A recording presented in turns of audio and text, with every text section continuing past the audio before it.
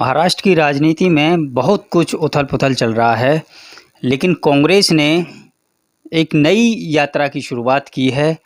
पदयात्रा शुरू करने जा रही है कांग्रेस इसी बीच। मेरे साथ इस वक्त नाना पटोले हैं, कांग्रेस के महाराष्ट्र अध्यक्ष हैं, उन्हीं से बात करते हैं। पटोले साहब, जिस तरह से जो उठा-पटक चल रही है सरकार की, सरकार गिर गई, नई सरकार बन भी गई, लेकिन कांग्रेस ने जो है अपनी जो आगे की यात्रा है वो शुरू कर दी है। तो आगे की जो पद यात्रा है वो क्या रहेगी और उससे किस तरह से आप जनता से जुड़ने जा रहे हैं? देखो, भाजपा ने जिस तरह से एक गंदी और ओछी राजनीति जो महाराष्ट्र में शुरू की है, और जिन भाजपा को संवैधानिक व्यवस्था की भी उनको कोई मतलब नहीं, इस तरह से जो व्यवहार किया जा रहा है, आखिरी कांग्रेस देश की आज़ादी की लड़ाई से हो या आज़ादी के बाद हो, कि जिस तरह से देश को खड़ा करने का काम और देश की लोगों को मुख्य धारा में और देश को दुनिया का सबसे शक्तिशाली देश बनाने का जो मानस बना के कांग्रेस चली, और इसलिए हिंदुस्तान को अब पूरे 75 साल पूरे होते जा रहे हैं। हमारा देश 75 साल की आज़ादी आने वाले 15 अगस्त को मनाने जा रही है, और इसलिए कांग्रेस ने किया हुआ काम, कांग्रेस के पास इतिहास है, देश में कोई पार्टी के पास इतिहास नहीं है, और वर्तमान भी कांग्रेस के पास है।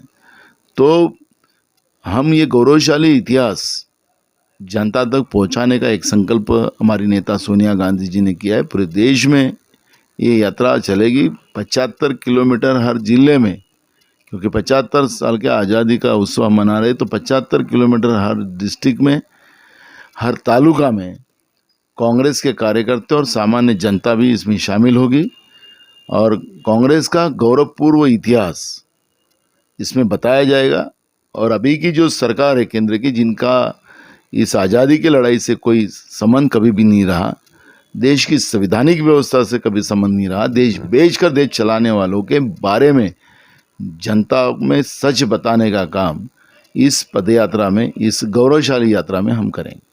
अच्छा, इसका मतलब हम ये कह सकते हैं कि कांग्रेस ने जो आगामी चुनाव है या होने वाले हैं, उनके लिए अभी से तैयारी शुरू कर दी है। देखो, चुनाव एक प्रक्रिया, लोकतंत्र का एक बड़ा उत्सव है, ये चलते रहेगा।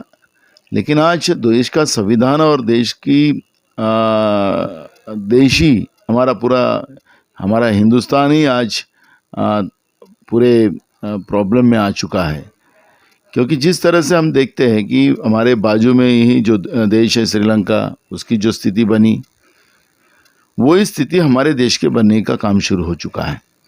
आज हमारे देश के प्रधानमंत्री रोज एक जनता की प्रॉपर्टी बेचकर देश चला रहे हैं, बजट में उस तरह की व्यवस्था बनाते हैं, ये प्रॉपर्टी बेचना है, वो प्रॉपर्टी बेचना है, और इस तरह से देश बेचकर देश चलाया जा रहा है। तो इसका मतलब है कि देश की तिजोरी खाली करने का काम सिस्टमेटिक स्टाइल से देश के प्रधानमंत्री और बीजेपी ने किया है, यह अंदाजा आता है।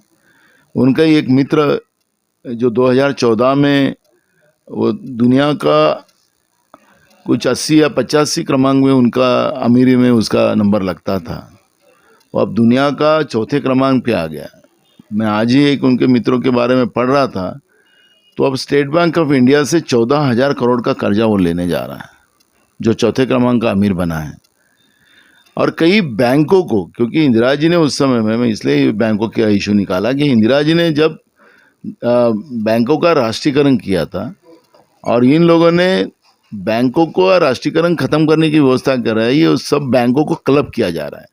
कई बैंकों को इन लोगों ने लूट डाले हैं, कई उनके मित्र विदेश में बैठे हुए हैं, जिसमें कई नीरव मोदी है, ललित मोदी है, ऐसे कई लोगों के नाम आते हैं। इन लोगों ने बैंकों को लूट के लेके गए। इस देश की जनता का पैसा जो बैंक में रखा गया है, उसको भी लूट कर भागने वालों को भी कुछ नहीं किया जा रहा है। और इस तरह की जो देश को बर्बाद करने की जो व्यवस्था बनी हुई है, उस बर्बादी का आलम हम जनता तक आवाज़ बनकर जाएंगे। जैसे अंग्रेजों के विरोध में जिस तरह से हमारे पूर्वजों ने, जिन्हें आज़ादी की लड़ाई लड़ी थी, उन लोगों ने जिस तरह से लोगों तक पहुंचने का काम किया, क्योंकि उस समय भी आपको याद होगा कि आज लोकमान्य तिलक जी का हम उनको याद कर रहे हैं। तो लोकमान्य तिलक जी ने केसरी पेपर में उस समय में किसान के विरोध में जो कानून अंग्रेजों ने बनाया था, उस समय में उन्हें कहा था कि इनके क्या सिर घूम गए क्या। तो उस समय में लोकमान्य तिलक जी का प्रेस भी जब्त कर लिया और लोकमान्य तिलक जी को जेल में भेजा गया था। आज भी वैसा ही है। आज भी हमारा चौथा स्तंभ, जिसको हमने राजू जी ने उनको स्वायत्तता दी, संविधान ने स्वायत्तता दी, आज भी हमारे चौथा स्तंभ को दबाने का काम किया गया, लोगों की आवाज़ को दबाया जा रहा है। और इसलिए कांग्रेस जनता की आवाज़ बनकर, और ये जो हुकुम शाह की जो सरकार केंद्र में बीजेपी के रूप में आई है, उसके विरोध का आवाज़ बन के हम लोगों तक जाएंगे। ये संकल्प इस यात्रा में हमारा है।